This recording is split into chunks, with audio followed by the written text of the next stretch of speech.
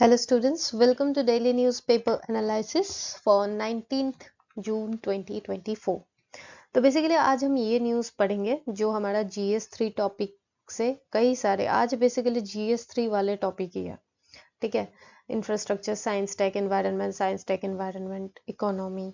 तो चलिए आज का टॉपिक हम शुरू करते हैं। एंड करूंगी टिडबिट्स ऑफ द डे जो मैं आपके लिए कुछ थोड़ा सा इंटरेस्टिंग रखती हूँ हर दिन। तो न्यूज़पेपर एनालिसिस में मैं ये सारे सोर्स यूज़ करती हूँ। बहुत सारे मीडिया एप्स जो होते हैं वहाँ से भी मैं न्यूज़ उठाती हूँ। जो इम्पोर्टेंट होते हैं, रिपीटेटिव होते हैं हर न्यूज़पेपर में, दैट आई विल कवर। ठीक है, तो हमारा पहला जो आज न्यूज़ है वो है कवच सिस्टम। तो सबसे पहले ये न्यूज़ में क्यों है, तो रेलवे मिनिस्ट्री ने कहा कि हमारा बहुत जल्द implementation of automatic train protection system, जिसे हम कवच सिस्टम कहते हैं, is going on in a rapid manner 3000 kilometre of track length. तो ये कंप्लीट होने वाली है एंड जब ये कंप्लीट हो जाएगी तो it will prevent such accidents. तो हाल ही में आपने सुना होगा 2 दिन पहले दार्जिलिंग डिस्ट्रिक्ट वेस्ट बंगाल स्टेट में ट्रेन एक्सीडेंट हुई, जहाँ पे एक गुड्स ट्रेन के साथ कंचनजंगा एक्सप्रेस की एक्सीडेंट हो चुकी है ना। तो उसी न्यूज़ के साथ हमें ये टॉपिक आज का मिलता है प्रीलिम्स बेस्ड नॉलेज के लिए। ठीक है, तो बेसिकली कवच सिस्टम होता क्या है, तो it's a cab signalling train control system with anti collision feature. तो ये याद रखना, ऐसा नहीं है कि आपको हमेशा करंट अफेयर्स रट्टा मारने की जरूरत है। ट्रेन एक्सीडेंट हुआ फिर कवच सिस्टम न्यूज में था, मतलब कुछ तो ऐसा एंटी कॉलिजन ही होगा, ट्रेन के सिग्नल से रिलेटेड ही होगा। हो सकता है ना कि आपको ऐसा बोल दे कि कवच सिस्टम कुछ साइंटिफिक दूसरा ही टर्म है, स्पेस का कुछ प्रोग्राम नहीं। रेलवे की न्यूज थी, उसमें कवच थी, कॉलिजन हुई थी ट्रेनों की तो एंटी कॉलिजन होगा, सिग्नल विग्नल से कुछ रिलेटेड होगा। तो इस तरीके से आप इंटर रिलेट करके पढ़ सकते हो। ठीक है, तो ये develop by research design standard organisation RDSO in association with 3 Indian vendors and has been adopted as our national automatic train protection system। तो बेसिकली ये यहाँ पे इतनी ज्यादा इंपॉर्टेंट, मतलब ऐसा है नहीं कि आपको रट्टा मार के या फिर बहुत ज्यादा याद करके नोट डाउन करना होगा, नहीं। बस एक बार आपने सुना ना कि ये DRDO ऐसा कुछ तो नहीं है, तो एग्जाम में अगर आता है कि डेवलप बाय DRDO तो थोड़ा कंफ्यूज भी मत हो जाना, क्योंकि ऐसा टर्म्स है। तो आपको याद रखना होगा, हाँ ये DRDO तो नहीं था, कुछ और था, कुछ और, वो जो भी हो बट एलिमिनेट तो आप कर ही पाओगे, है ना। And it adheres to safety integrity level 4 standard and act as vigilant watchdog. ये तीन जो आपकी पॉइंट्स है ना, मैं यहाँ पे आपको डायग्राम के थ्रू एक्सप्लेन करती हूँ तो आपको ज्यादा अच्छे से समझ आएगा। सिर्फ इतना याद रख लेना कि सेफ्टी इंटीग्रिटी जो लेवल है वो 4 है इसकी। ठीक है, एंड बाकी एग्जाम पॉइंट ऑफ व्यू से इसमें ये याद रखना कि इसमें बेसिकली 3 कंपोनेंट्स है। एक है ये वाला कंपोनेंट, एक है ये वाला कंपोनेंट, एंड तीसरा जो है ये वाला कंपोनेंट। मीन्स यहाँ पे जो रेडियो फ्रीक्वेंसी कम्युनिकेशन जो हमारी, उसके हेल्प से यहाँ पे सिग्नल आएगा कि ट्रेन की स्पीड क्या है, टाइम क्या है, फिर ये अपना इंफॉर्मेशन देगा यहाँ पे, जिसे हम कहते हैं TCAS यूनिट। तो ये स्टेशन में ये डाटा देगा, ये डाटा कैलकुलेट करेगा एंड ये वेरीफाई सब कुछ करके किसको देगा, लोकोमोटिव मीन्स ड्राइवर को भेजेगा कि देखो देखो ये है, यहाँ से ये ट्रेन आने वाली है, ताकि ये अपनी प्रिवेंशन ले सके। बट देन इन केस अगर मान लो कुछ ग्लिच होता है या फिर ड्राइवर को यहाँ पे पता ना चला, then this system will be having automatic brake system, ताकि सेंटर से ही वो ऑटोमेटिकली ब्रेक को रोक दे एंड कॉलिजन को अवॉइड कर सके, ताकि एक्सीडेंट को हम आगे, इस तरह के एक्सीडेंट को प्रिवेंट कर सके। तो बेसिकली ये 3 पॉइंट में ये लिखा गया था। ठीक है, तो अब जो है नेक्स्ट हमारा पॉइंट इसमें वो है, that is the Indian Railway Institute of Signal Engineering and Telecommunication in Secunderabad, Telangana hosts the Central of Excellence for Kavach। ठीक है, तो ये बस याद रखना कि तेलंगाना और सिकंदराबाद ऐसा कुछ सुना था जिसमें सेंटर ऑफ एक्सीलेंस फॉर कवच है। वैसे तो नहीं आती है बट पता नहीं कब क्या आ जाए, है ना। तो एग्जाम में अगर ऐसा एलिमिनेट करने का 1-2 ऑप्शन आए तो you can eliminate like that way. ठीक है, तो आई होप ये कवच सिस्टम आपको बेसिक चीजें तो समझ आ गई है, जिससे आप एलिमिनेट कर पाओगे या बेसिक आइडिया एक रख पाओगे अबाउट दिस सिस्टम। ठीक है, एंड देन हमारा दूसरा जो आज न्यूज है वो है गंगेटिक रिवर डॉल्फिन्स। तो ये 2-3 दिन पहले भी न्यूज में था। तो इसका मतलब देखिए, अभी आज भी ये न्यूज़ में आया, ठीक है?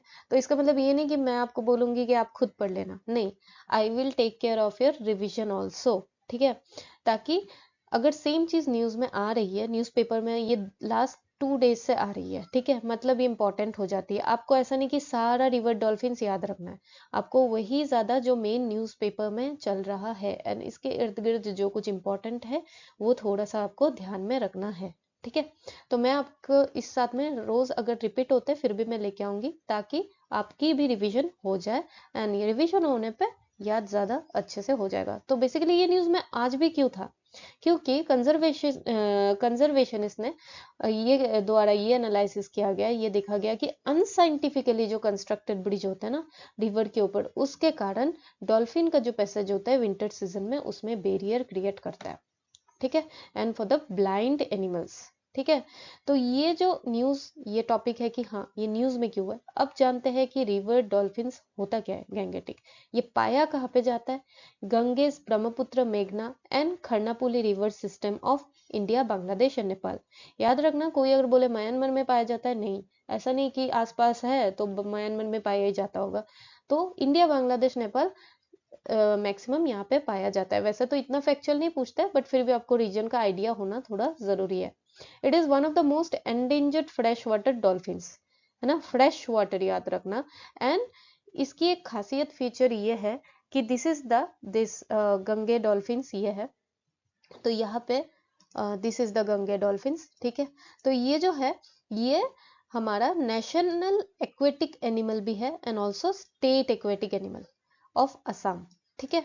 तो ये हमारी एक स्टेट के एंगल से भी एक इम्पॉर्टेंट होती है असम की स्टेट की, एंड नेशनल एक्वेटिक एनिमल है। तो ये तो कितनी ज़रूरी होती है, तो आप ऐसे याद रखना।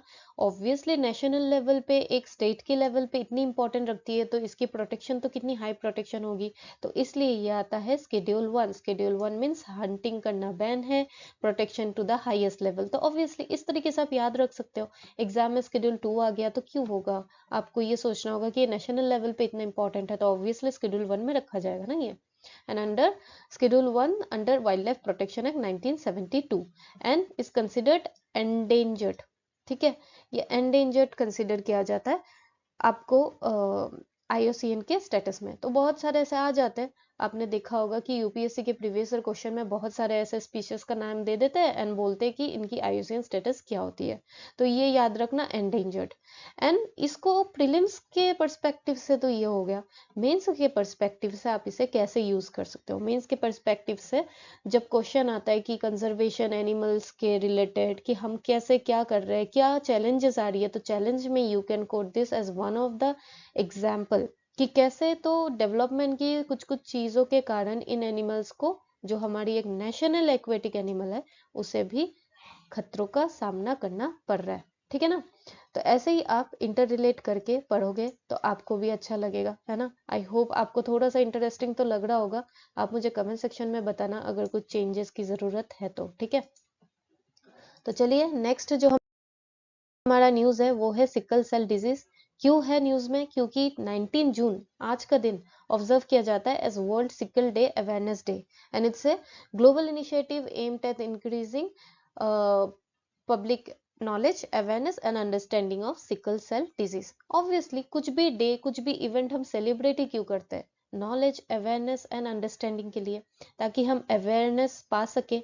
एंड आज आप अभी जो ये न्यूज़पेपर एनालिसिस सुन रहे हो, यहाँ से आपको अवेयरनेस मिल रहा है, तो इट्स योर रिस्पॉन्सिबिलिटी कि ये अवेयरनेस आप अपने इन्वायरमेंट में फैलाओ, आसपास के आपके साथ आने वाली जूनियर्स बच्चों को, घर पे पेरेंट्स को, सबको बताओ, ताकि वो भी इसे स्प्रेड कर सकते हैं। क्योंकि knowledge becomes your asset when it is shared, ठीक है? तो देन ये सिकल सेल डिजीज होता क्या है? Is a group of inherited red blood cell disorder. याद रखना, एग्जाम में अगर WBC दे दे तो हड़बड़ी में गड़बड़ी मत करना, ठीक है? कि हाँ व्हाइट ब्लड सेल भी होता होगा, नहीं, ये रेड ब्लड सेल डिसऑर्डर ही होता है। तो ये एक्चुअली होता क्या है? ये जो हमारी आरबीसी क्या होते हैं, उसमें होते हैं हीमोग्लोबिन। ब्लड रिपोर्ट आती है तो हम देखते हैं ना हीमोग्लोबिन की मात्रा कितनी है हमारी शरीर में। तो हीमोग्लोबिन होता क्या है? बेसिकली एक प्रोटीन होती है जो हमारे शरीर में ऑक्सीजन कैरी करती है। तो ऑब्वियसली इस सिकल सेल में क्या होगा, कुछ तो इसमें रास्ते में बैरियर आएगा ना। तो हमारी जो नॉर्मल आरबीसीज होती है ना, वो ऐसे सर्कल दिखती है, ठीक है, वो गोल होती है, बिकम राउंड शेप। लेकिन फिर ये जो सिकल सेल होती है, जब ये बीमारी हमें अफेक्ट कर जाती है, तो this become hard, sticky and C shaped form. Half moon जैसा इसका शेप हो जाता है।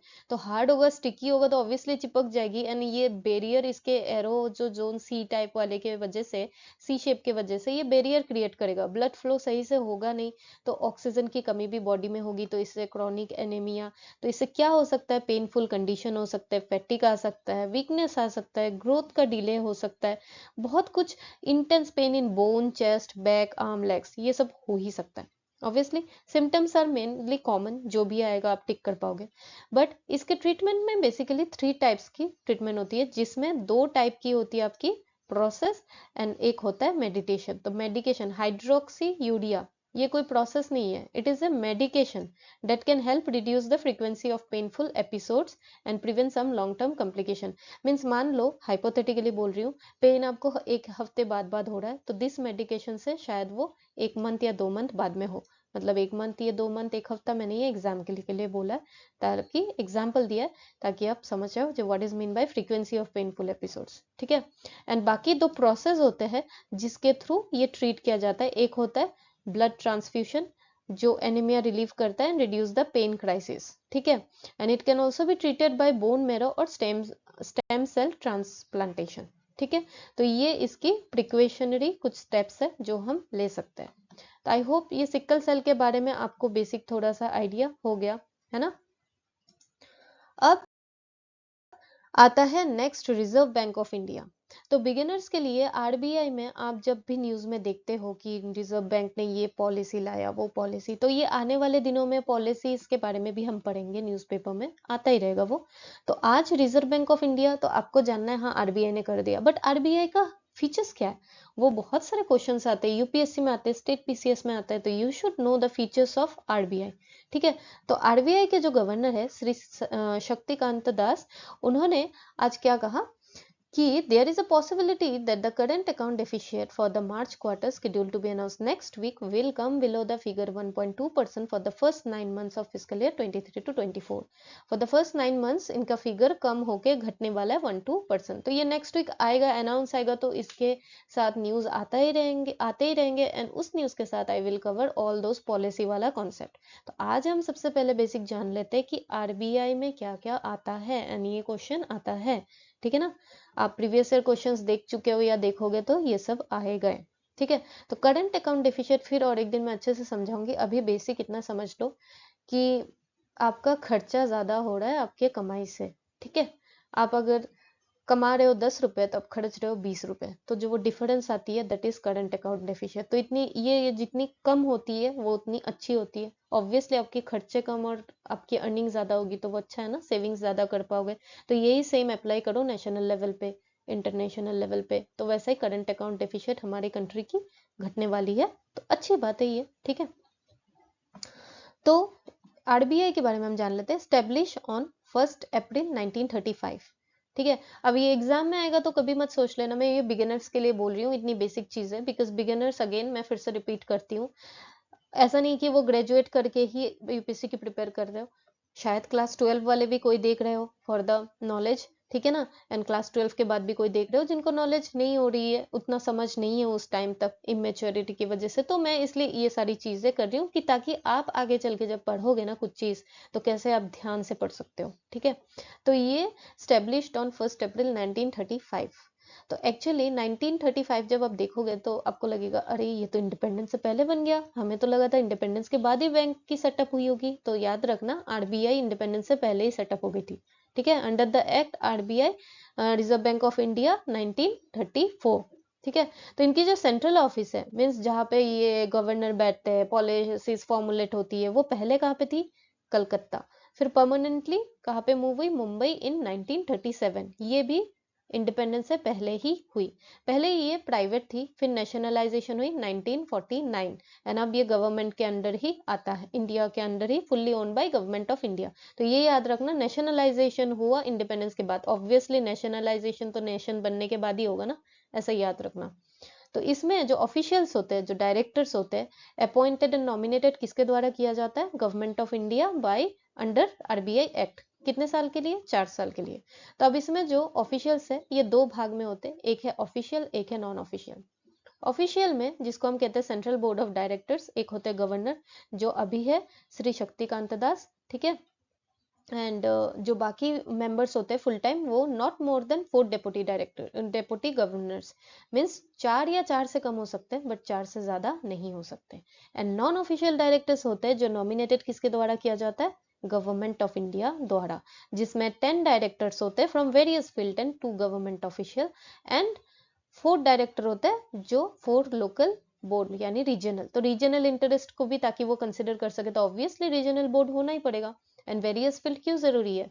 क्योंकि जितनी वेराइटी एक्सप्लोर करोगे फील्ड उतनी ही आप अपने कंट्री को ज्यादा अच्छा समझ पाओगे। पॉलिसी सिर्फ इकोनॉमिक क्राइटेरिया में समझ के क्या फायदा, साइंटिफिकली भी समझना होगा, हिस्टोरिकली, कल्चरली, सोसाइटी के बेसिस पे, तब हम पॉलिसी ज्यादा अच्छा फॉर्मुलेट कर सकते हैं, राइट। तो ऐसे याद रखना कि 10 डायरेक्टर फ्रॉम वेरियस फील्ड, ठीक है। एंड देन आता है प्रियम्बल ऑफ आरबीआई। आपको लगा है कि हाँ प्रियम्बल तो कॉन्स्टिट्यूशन ऑफ इंडिया का उधर ही इंडियन पॉलिटी में हम पढ़ते हैं, यहाँ पे कहाँ आएगा? नहीं, प्रियम्बल ऑफ आरबीआई वो याद रखना आप, स्टेटमेंट में प्रियम्बल ऑफ आरबीआई दिया हुआ है या कॉन्स्टिट्यूशन ऑफ इंडिया ऐसा कुछ इंडियन पॉलिटी बेस दिया हुआ है। तो आरबीआई के प्रियम्बल की में क्या दिया हुआ है कि आरबीआई की फंक्शंस क्या क्या होती है? Issue of bank note obviously, then securing monetary stability, currency and credit system को ऑपरेट करती है। फिर फ्लेक्सिबल इन्फ्लेशन टारगेट के लिए मॉडर्न मॉनेटरी पॉलिसी फ्रेमवर्क, जैसे कि repo rate, reverse repo rate बढ़ा देते हैं, न्यूज़पेपर में आए दिन सुनते हो। ये सब क्या होता है आने वाले दिनों में मैं आपसे जरूर शेयर करूंगी। आप टेंशन मत लेना कि हाँ आज शॉर्टकट में पढ़ा दिया और रिवर्स रेपो रेट बताया नहीं, आएगा न्यूज़पेपर में, धैर्य रखो। ये 1 साल में तो आना ही है, फिर हम एक्सप्लेन करेंगे, फिर पढ़ेंगे। आज आरबीआई पढ़ लो, ठीक है। फिर मेंटेन प्राइस स्टेबिलिटी, ठीक है। तो ये सब तो प्रेएम्बल में दिया ही हुआ है, तो यही सभी फंक्शन है अगेन, ठीक है। तो फंक्शंस ऑफ आरबीआई के ऊपर आपने अगर देखा होगा यूपीएससी में प्रीवियस ईयर क्वेश्चंस में आया है, ऑल्सो स्टेट पीसीएस में भी आते ही है। तो क्या है, ये थोड़ा दिमाग लगा लेना कि यार एग्जाम में बैठ कर ना कभी कभी ओवर थिंकिंग में हमें सिंपल चीजें लगता है आरबीआई क्यों करेगा, शायद प्रधानमंत्री करते हो, शायद गवर्नमेंट ऑफ इंडिया करते हो, नहीं। Monetary authority, regulation of financial system, managing foreign exchange, obviously इतना पैसे का लेन देन, पैसे रिलेटेड जितना भी है आरबीआई करेगा ना, क्यों बेकार गवर्नमेंट ऑफ इंडिया किसी मिनिस्ट्री को फिर से और एक बोझ दे देगा, है ना। Then banker of government and bankers bank भी है, मीन्स गवर्नमेंट को भी लोन देती है एंड बैंक को भी लोन देती है। तो bankers of government and bank कौन है? आरबीआई। इशू ऑफ करेंसी ये हमने जान लिया। Then development functions, then regulate payment and settlement, then detection of fake currency. तो करेंसी, पैसे, ये सब जितने भी इसके रेगुलेशंस, कौन इसको फंक्शंस किसके अंदर आता है? आरबीआई।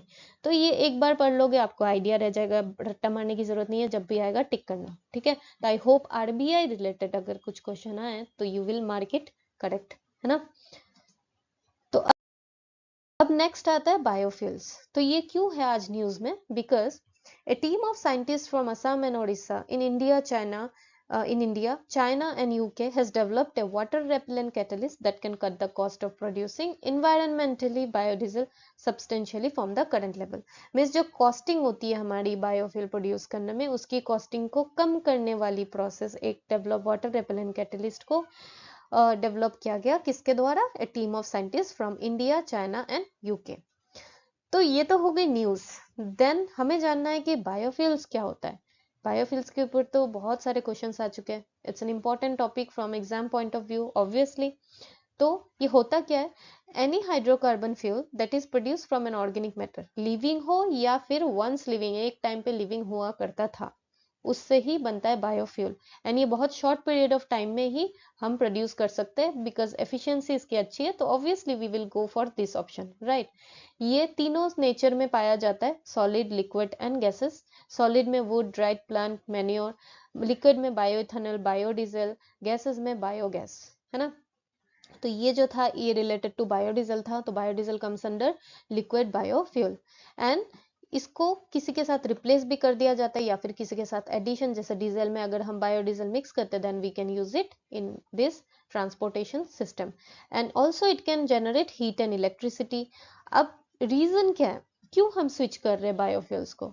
नाम से ही पता चलना चाहिए, बायो मीन्स एनवायरनमेंट फ्रेंडली तो होगा ही, एंड इकोनॉमिकली भी ये फायदा है क्योंकि rising price of oil, oil कितनी प्राइस बढ़ रही है तो we will go for some substitute, right, हमारी इंपोर्ट कॉस्टिंग बचेगी। देन ग्रीन हाउस गैसेस, कितनी तो क्लाइमेट चेंज, हीट वेव्स कितनी आ रही है इन दिनों नॉर्थ इंडिया में, ईस्ट इंडिया जहाँ पे बहुत ठंडी हुआ करती थी वहां भी आजकल कितनी गर्मी हो रही है ना, तो क्लाइमेट चेंज, तो ये सब ग्रीन हाउस एमिशंस को भी ये प्रिवेंट करता है।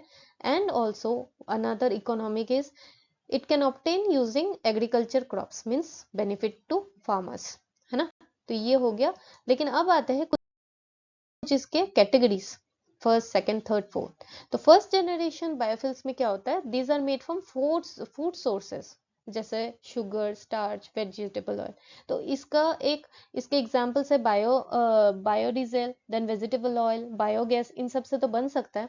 लेकिन इसका डिसएडवांटेज ये है कि यूज ऑफ फूड सोर्सेस, तो डिमांड कितना बढ़ जाएगा, आज 10 लोग खा रहे हैं, बायोफिल बनाओगे तो 20 लोगों की चाहिए होगी, तो डिमांड बढ़ेगी, तो फिर ये प्राइसेस तो होगा ही, इंक्रीज फूड प्राइसेस, डिमांड बढ़ेगी तो प्राइस तो बढ़ेगी, इकोनॉमिक कॉन्सेप्ट है ना, एंड हंगर भी आ सकती है। सेकेंड जनरेशन बायोफिल क्या होता है, ये प्रोड्यूस होता है फ्रॉम नॉन फूड क्रॉप्स, जो वेस्टेज होते हैं ना जैसे stems, husk, would chips, fruit skins, तो ये इकोनॉमी के लिए तो ये फूड सिक्योरिटी तो ये मतलब हैम्पर नहीं करेगा, मतलब यहाँ पे तो फूड की रिसोर्सेज की वजह से प्राइस हाइक हो सकती है, हंगर हो सकती है, यहाँ पे ये एडवांटेज है कि ये तो नहीं होगा।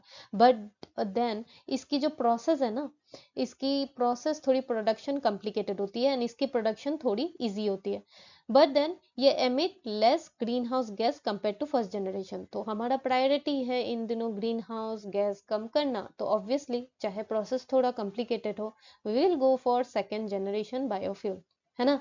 थोड़ा रास्ता कठिन होगा बट अगर जिस चीज से अच्छी आउटकम आएगी तो obviously we will go for second generation biofuels instead of first generation, right. Then third generation biofuel होता है एल्गी से प्रोडक्शन, माइक्रो ऑर्गेनिज्म यूज करके, एंड एल्गी आपको पता है इसको ग्रो करने के लिए साफ पानी नहीं चाहिए, तो it won't hamper our water crisis वाला सिनारियो, ठीक है। वैसे ही वाटर क्राइसिस हो रखा है, अब फ्रेश पानी में एल्गी उगाने लगे तब तो हो गया पानी और नहीं मिलने वाला, तो this can be used as algae and algae can be grown using land and water unsuitable for food production, means जो फूड प्रोडक्शन के लिए पानी चाहिए उसको छूने की भी जरूरत नहीं है इसके प्रोडक्शन के लिए, तो इट्स द एडवांटेज। बट इसका डिसएडवांटेज ये है कि ये एनवायरमेंटल पोल्यूशन क्रिएट करता है, तो ऑब्वियसली ये हम थोड़ी प्रायोरिटी में कम रखेंगे। देन फोर्थ जनरेशन बायोफिल जो है, crops that are genetically engineered to take in high amount of carbon are grown and harvested in as biomass। तो इसमें जेनेटिकली इंजीनियर्ड क्रॉप्स चाहिए होती है एंड इसकी टेक्निक प्रोडक्शन की सेकेंड जनरेशन टेक्निक यूज करके भी हम इसे प्रोड्यूस कर सकते हैं। तो ठीक है, तो ये हो गया फर्स्ट सेकंड थर्ड फोर्थ। तो आई होप बेसिक चीजें तो आपको इसमें समझ आ गई होगी। अब आता है tidbits of the day. Black sea, because Russia and Ukraine लड़ाई कर रहे हैं, न्यूज में है, एंड ब्लैक सी यूपीएससी का फेवरेट टॉपिक, स्टेट पीसीएस का फेवरेट टॉपिक, तो फेवरेट के साथ करंट अफेयर्स रिलेटेड तो obviously we should know about it. तो ब्लैक सी बॉर्डरिंग कंट्रीज 6 है, ब्लैक सी याद रखना, S for sea, S for 6, ठीक है। यूक्रेन, रशिया, जॉर्जिया याद रखना, ये छोटू सा कंट्री भी इधर है। Then Turkey, Bulgaria and Romania, 6 countries. अब ये तो हो गया 6 कंट्रीज आपको याद रहेगी, यूक्रेन रशिया तो फिर भी याद रह जाएगी, मैंने अभी बोल दिया कि लड़ाई हो रही है, इंपॉर्टेंट टॉपिक, बट बाकी कैसे याद रखोगे। निमोनिक्स, चाय पीते हो, टी, ठीक है, थोड़ा लिखना मन सह लेना, ठीक है। टी एंड बर्गर, बर्गर ई छोटा रखो, ठीक है, बर्गर। तो टी का ये जो टी है it's for Turkey, this Turkey, burger Bulgaria, ठीक है, U Ukraine, then R Russia, then G Georgia, then R Romania. Romania Russia तुम आगे पीछे भी कर सकते हो, बट हाँ ठीक है, यूक्रेन रशिया को साथ साथ रखो, लड़ाई तो कर रहे हैं, है ना। तो इस तरीके से याद रखना कि ब्लैक सी पढ़ते वक्त हमने टी एंड बर्गर खाया था, टी पिया था एंड बर्गर खाया था, तो ऑब्वियसली टी एंड बर्गर है ना। तो आई होप अभी आपको याद रहेगा, है ना, टी बर्गर याद रखना एंड नाइबरिंग बॉर्डरिंग कंट्रीज आपको याद हो जाएगी, याद हो ही गई शायद अब तो। एंड देन ये हो गया हमारा मैपिंग न्यूज एंड निमोनिक्स एक टिडबिट्स, एंड देन आता है हमारा क्विज। तो आज ये या इसका आंसर आप कल कमेंट सेक्शन, आज कमेंट सेक्शन में देना, मैं कल आंसर दे दूंगी। Consider the following statement in the context intervention being undertaken under anaemia मुक्त भारत। एनीमिया मुक्त भारत स्ट्रेटेजी क्यों इंपॉर्टेंट है? बिकॉज आज न्यूज में सिकल सेल एनीमिया थी, तो उसी से ये इंपॉर्टेंट बन जाता है। तो it provides prophylactic calcium supplement for preschool children, adolescents, and pregnant women. It runs a campaign for delayed cord clamping at the time of childbirth. It provides for periodic deworming to children and adolescents. It addresses non-nutritional causes of anemia in endemic packets with special focus on malaria, hemoglobinopathies, and fluorosis. तो इसमें से कौन सा statement correct है मैं कल answer बताऊंगी, आज जरूर से कमेंट सेक्शन में देना, ठीक है आंसर। एंड कल का क्विज का आंसर क्या होगा? ये ऑप्शंस बी 1 और 2 दोनों सही है, ठीक है। तो मैं जो क्विज देती हूँ ना वो न्यूज़पेपर में इंक्लूड होता है। कल न्यूज में ये था ना होलोक गिबॉन, उसके पहले भी पढ़े थे हम। तो होलोक गिबॉन कहाँ पे? केरला में क्यों होगा यार? असम में। तो काजीरंगा नेशनल पार्क भी देता सही होता, असम के साथ देता तो भी सही होता। असम में पढ़े हम और यहाँ पे केरला लिखा हुआ है, तो साउथ वर्सेस ईस्ट हो रहा है, नहीं होगा ना। तो यही गलत था एंड ये सही है, ठीक है। तो ये ऐसा नहीं कि आप यही ध्यान दो सिर्फ एंड ये ध्यान ना दो, ठीक है। यूपीएससी के तो प्रीवियस ईयर क्वेश्चन में भी आया था, तो आपको पीवाईक्यूज पढ़ते वक्त बाकी जो ऑप्शंस है उनके बारे में भी अच्छे से पढ़ना होता है, ठीक है। गूगल करके 2-3 लाइन जो होता है बेसिक आइडिया रखना होता है, क्योंकि रिपीट तो क्वेश्चंस होते हैं। तो डिट्टो ये ही रिपीट होगा ये नहीं बोल रही, बट इसके जो साथ इंफॉर्मेशन है उससे इंफॉर्मेशन के साथ रिपीट होते हैं, ठीक है। तो आई होप आज का सेशन आपको अच्छा लगा हो, ठीक है। तो अच्छे से पढ़ाई कीजिए, कल हम फिर मिलेंगे। Till then take care, stay tune and happy studying.